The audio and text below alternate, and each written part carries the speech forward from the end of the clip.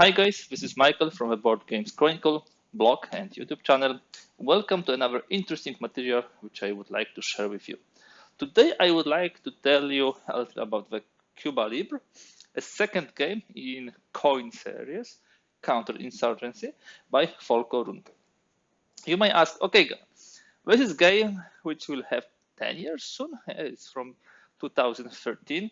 Why to create additional materials, additional information about it? Two reasons. First of all, quite recently I started to introduce coin games to my board game group, including Cuba Libre, which I treat as one of the lighter, smaller, and quicker to play. And second thing is, recently we had a really huge GMT sale. A lot of people got Cuba Libre, so I think they might want to see also some material about this game. I will do this video in similar way as I did for the Falling Sky. By the way, the link is at the end of this video, but also at the beginning and down in the comment section. So this will not be a long 1 hour, 2 hour video. It will be like 20 minutes overview of the main mechanics, which will bring to you the core, let's say, system of the game. So we'll look at the historical background, of course, because every war game we are playing should have some interesting historical background. This is why we players play the war games. We'll talk about the map, about the pieces, forces, also about the sequence of play. I will show you the cards. You should see them over here. A little about the phases of propaganda. In Falling Sky, it was winter, which actually were dividing one campaign from the other. Today we'll talk a little about operations and special activities of the four sides of the factions in this game, but we'll not do a deep dive. I will not be going one by one. I might want to do similar series as I did for Falling Sky, where I was analyzing each and every faction separately. On top of this, of course, some discussion about victory conditions and so on and so forth. Okay, so I think we are ready to start. So we will start with the historical background. Okay, so the game Cuba Libre, second volume in coin series, tells us the story of the Castro insurgency. Actually, it's his 26th of July organization, a revolutionary organization, which took power within on the Cuba, and it was the insurgency was in 57-58, so it was relatively short in time. When you look at other coin games, they usually span a slightly longer horizon.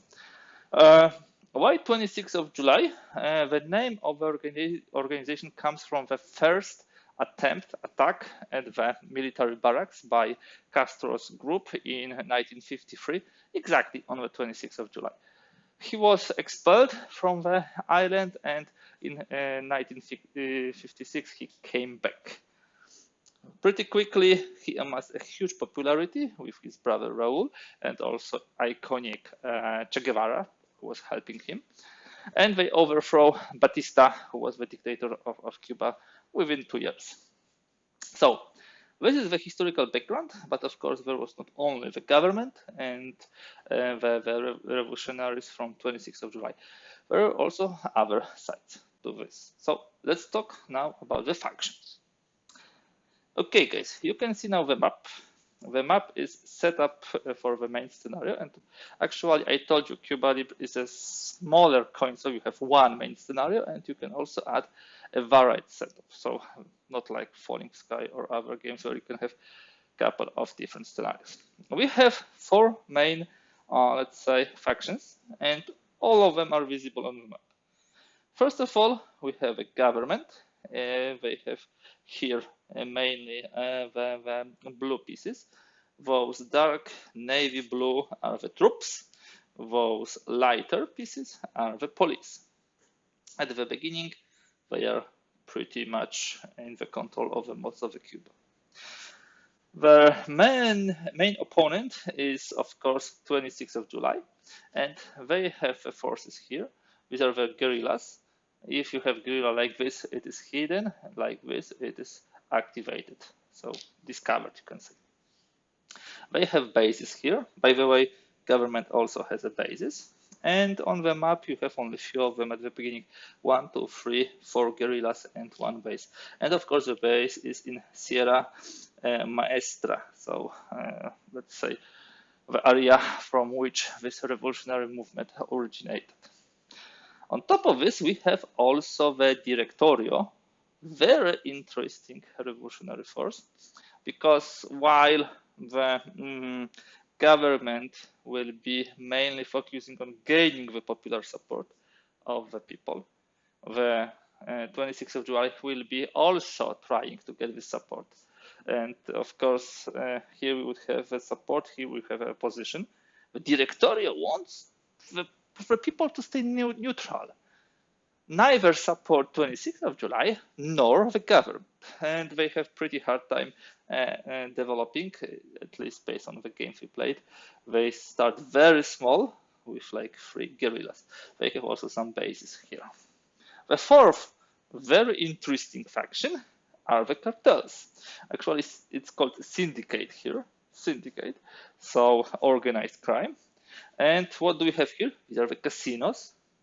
There are already 3 of them on the map. So these are the casinos. You can even see the nice coins here. And they have also their enforcers. These are not guerrillas. These are the enforcers, the mafia enforcers. Okay. So these are the main playing pieces and the main factions. Now let us in detail describe the map. Okay, so what do we have on the map? First of all, we have a Cuba map divided into the provinces. We have 1, 2, 3, 4, 5, 6, 7 provinces and cities. Cities are 3 cities: Havana, Camagüey, sorry if I pronounce it wrongly, and Santiago de Cuba. So we have 3 cities. On top of this, there are also so-called economic zones. So economic centers. This is for the sugarcane, this is some industrial, and this is tobacco, I think, probably. They are giving the resources to the government. As I told you, the map is not overly complex or overly large. Only 7 provinces, 3 cities, and like 3 special economic zones without roads. It's not too much. That is why I usually propose this game as one of the introductory games of a coin series. We should also observe that we have different types of terrain. They are described here. There are mountains here and here. There are grassland over here, and there is also forest. Those small numbers shows us how much population we have everywhere. Do not mix them in with those circle numbers of economic value. So these are rectangular and they show us the population. The largest one is of course in Havana. It's like 6 population. Well, what I would like to draw your attention to is also a pretty standard set of parameters of every province, pretty standard for coin. So who controls the province with a force and who controls the hearts and minds? So who is supported? So I'm always telling this in 2 dimensions. One is force, so who controls with a force, and the other is with your hearts and minds, who controls the support. So as you can see, for example, in Cuba, the government controls this space because it has more pieces than everybody else. They have like 10 pieces versus 3. And for example, here the control is on 26th of July. They have 3 versus 0. Here we have control of Directorio. Here the control of a syndicate. And here nobody controls this because there are 1 pieces from each. As for the support, these are those small tokens which show the support. And usually the bluish means this is support for government, like active support, passive support. Yeah, here they are. And you can have also neutral provinces like this. neutral like this. This is uncontrolled, this is neutral. And here you have the provinces which are passive opposition or active opposition. So in general, when you talk about the support, you can have active support, passive support, neutral, passive opposition, active opposition, those 5 states. As for the control, you can have it uncontrolled or controlled by any of 4 factions. So this is the main part. This is the map of Cuba. Then you have the let's say pieces, components, areas of each and every player. I really like this for the coin games. Most of them have the pieces stored on the map. So here is the 26th of July component storage. Here is the directorio. Here is the syndicate, and here is the government. So all the pieces are there. You of course need to reach for some of the pieces like control. So I have a counter tray for this, so I can get whatever I need, like control, like support, like terror later on. Of course, all of those guerrillas and forces are put here on the map. I simply just took a couple of them for the purpose of this video. Now, what I would like to draw your attention to is also the track, which goes here on the map from 0 to 49. On this track, we will be marking a lot of important indicators. First of all, the one of the wooden maples or cubes, these are the resources. So you see that the directorio starts with 5, 26th of July with 10, and both syndicate and government with 15. Here we will also be tracking the victory conditions, about which I will tell you a little more later on, of directorio, syndicate, 26th of July, and government. This is a very important part of a coin concept. Coin, counterinsurgency, on its onset assumes that we have asymmetrical forces. How can syndicate win with the government, you can say? Because they have much less forces. That's because the victory conditions for each and every of those factions are completely different. Those guys will be wanting one thing, those another thing. Their conditions will be slightly different, and they're completely different from the rest of the factions. Still, there will be connections between those conditions, and if somebody will be achieving their victory, it might be at the expense of another faction. So this is important to note, but this is not a zero-sum game. This is not zero-sum game, like, for example, in a hex and counter games when you attack, I don't know, Germans with your Russians, and either you win or lose. There is no middle ground. No, here it's much more subtle. Okay, we are looking at the map. What else? Here is the legend, and here is the sequence of play path. And I think it's time now to discuss a little about the core mechanics and sequence of play in the coin games. Okay, here we have a sequence of play for the Cuba Libre, and if you are familiar with one of the coin games sequence of play, you will be familiar with it.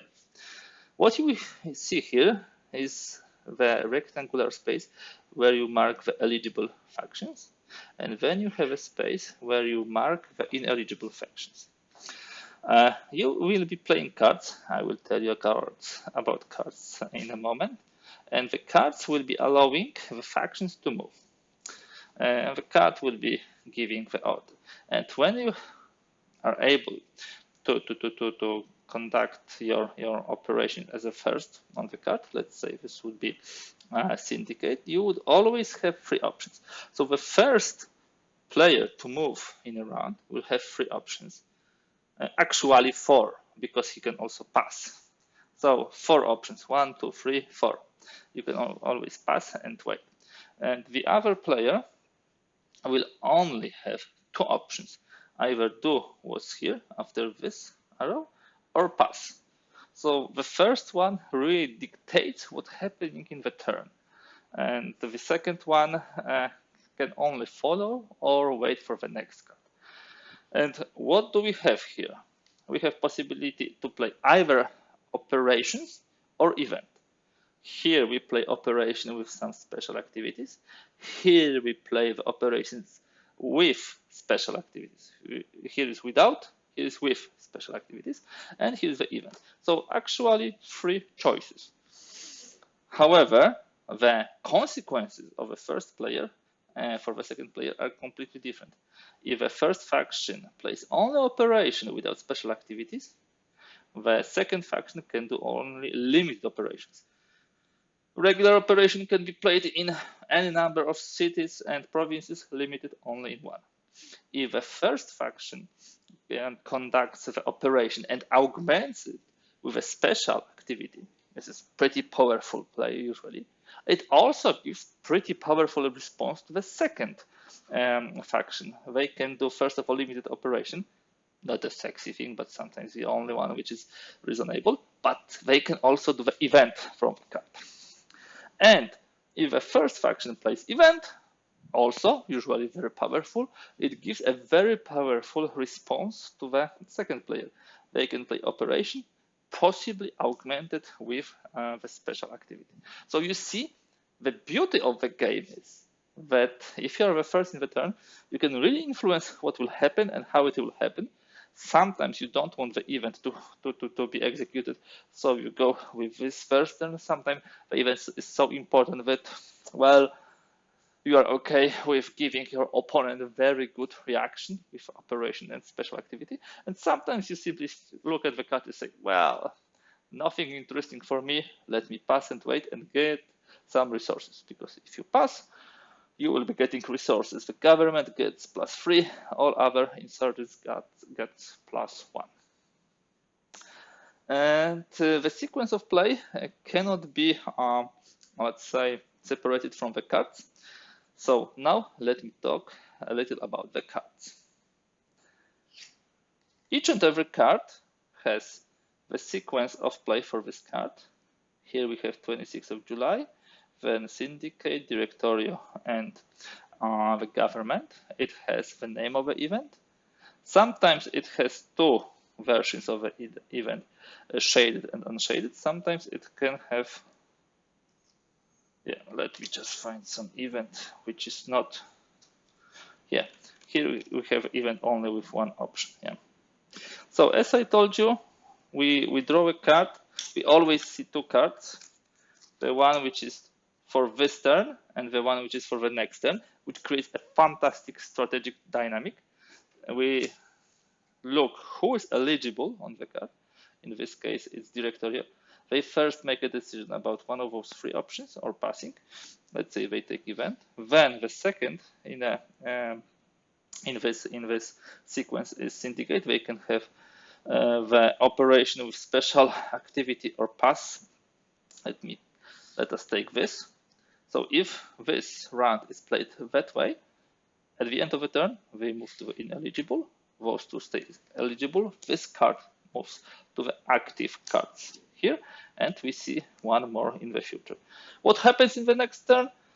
We look at the sequence of play here. We see that, first of all, 26th of July can do some action. Let us say they want operation with special activity. Then normally we would have Syndicate, but they are ineligible. Then we would have Directory, they are ineligible. So it's government who takes the turn. At the end of this card, those guys come here, those guys come here. By the way, when you pass, important to note, you stay eligible, so you can make a move the next turn. The combination of what you see on the cards, the events, the sequence of the factions on the card really drives the fantastic narrative in the sequence of play. This is not too complex, but I think this is really genius how it interacts one with another, how you would like, for example, to prevent your opponent from taking a great event, how you can pass in order to get the next event, also risking that maybe, well, another would also be good for you, so you could probably, instead of passing, take some action. Really, really great mechanic. Now it's time to talk about victory conditions. So for the victory condition, let me now return for a moment to a sequence of play. So you play the cards, as I told you, you change the eligibilities, factions pass, take operations, takes events. But at some point in time, every approximately 10 cards, you will draw such card. This is a propaganda card. And propaganda card is like a turn when Castro and 26th of July was doing tons of propaganda. And this is also kind of a moment where you check victory. This is the propaganda turn track. We should have a counter here. Yeah, here it is. And what we do during the propaganda, I first of all look at the victory. Victory conditions, as I told you, are different for each and every faction, and I will now briefly tell you about them. The government, their goal, and you can always see all this here, they need to have support larger than 18, so 19, and this is their main target, to get the support of the people. It will also be impacting the aid from the US. By the way, I have not described this in details.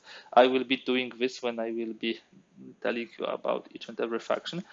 This is the US attitude toward Batista regime. The worse it is, the more they need to pay for each action, 2, 3, 4 resources, and this is the aid they will be getting. If they keep support high, they will be getting the aid. If they keep it very high, so more than 18, and all cities are in active support, so this city, and this city, they will automatically win during the victory. And you see, again, I really love how the map is done. I didn't have to look at the player aid to check the victory condition. It's written here. Support more than 18 and all cities in active support. If you look at the 26th of July victory conditions, they did opposition and bases more than 15. And again, it's marked here on the track with a red. So it's 16 or more, then they will win.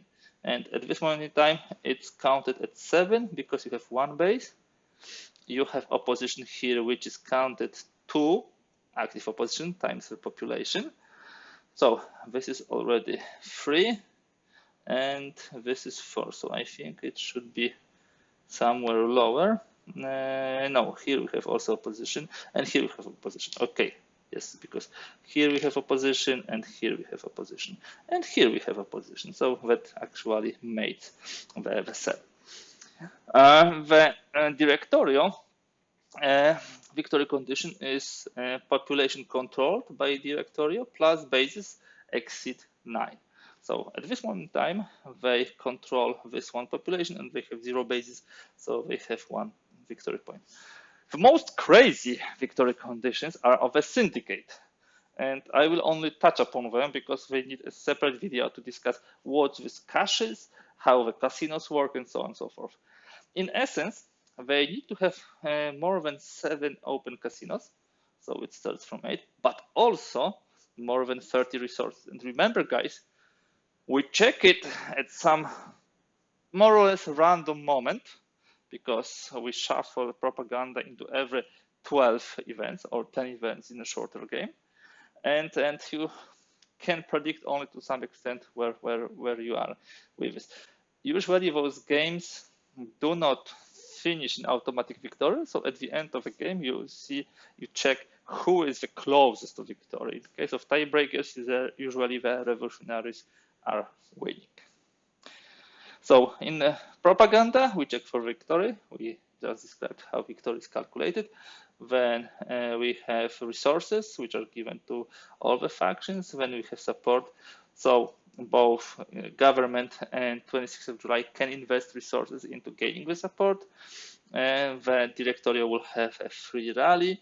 Then we have mandatory redeploy, and there's also partial part of this redeployment, which is voluntary for the government, and then you have a reset of eligibility, terror, other things like that. After this, we jump to the next. Let's say it was here. We jump to the next card and we play normally. We just have another propaganda in 2 turns, so it would be a pretty short season. So that's all for the propaganda phase and victory. Let us jump to the last part. So a brief look at activities, special activities, and operations. I told you that each and every faction can take a special activity and operations, yeah, depending which option they will choose, and each and every faction have them slightly different. A very brief overview of them now. So this is the government. But here are the options for the options for operations, sorry. So like train, garrison, sweep, assault, and they can be augmented with those possible special activities like transport, airstrike, reprisal. Always you have the victory conditions, not only for your faction, but also for others to control it.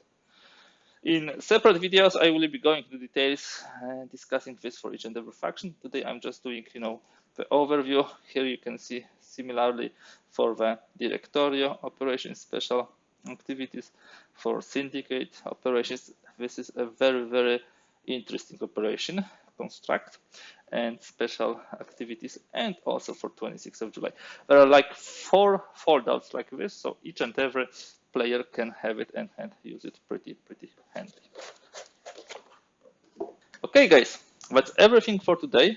A very brief introduction to the Cuba Libre, second volume in the coin series. I hoped you like it, and I hope that you really also are interested in the game. The mechanics of asymmetric warfare, I think, are beautifully represented in this series, and with each and every game, I'm learning something new from the history, but also having a lot of fun with playing the games. If you liked this video, kindly please give thumbs up. If you'd like to see more content like this, kindly please subscribe.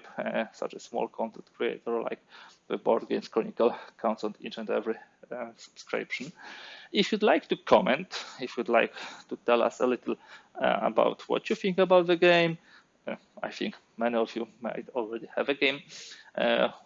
If you'd like to share any thoughts and suggestions, feel free to drop a note below. For today, that's everything. Thank you for being with me, and bye.